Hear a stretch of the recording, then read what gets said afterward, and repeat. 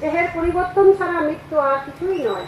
পুস্তকের যেমন একটা মলাট ছিল, তুমি আর একটা মলাট পরিয়ে নিলে। পরিধানের একখানা বস্ত্র ছিল, তুমি আর একখানা বস্ত্র পরিধান করলে। কাপড় পুরনো হলেই তাকে ছেড়ে দেওয়ার প্রয়োজন হবে। যা প্রয়োজন তাতে আপত্তি করা ভুল।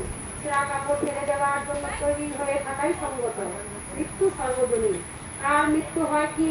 রাম, কৃষ্ণ, বুদ্ধ, যিশু সব ঈশ্বর অবতারের সঙ্গ দেহত্যাগ করেনি। কেউ হয়তো দীর্ঘকাল বাঁচেন, কেউ অল্পকাল বাঁচেন, কিন্তু সবাইকে মরতে হয়েছে। সুতরাং যা সর্বজনীন তার সঙ্গে মেনেই হোক ঝগড়া করা বিসম্ভ্রম।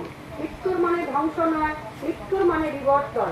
শীতকালে অনেক গাছের পাতা পড়ে যায়, আবার বসন্তে কচি পাতা গজায়। মৃত্যু তো তেমন, তোমার পুরনো শরীর ধরে করে নতুন কাঁচা কচি সুন্দর শরীর লাভ হয়।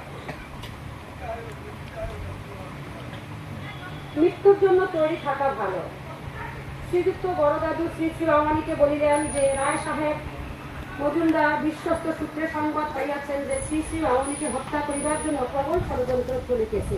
শ্রী শ্রী রমণী বলিলেন, মৃত্যু যখন ধ্রুব, তখন আর না হয়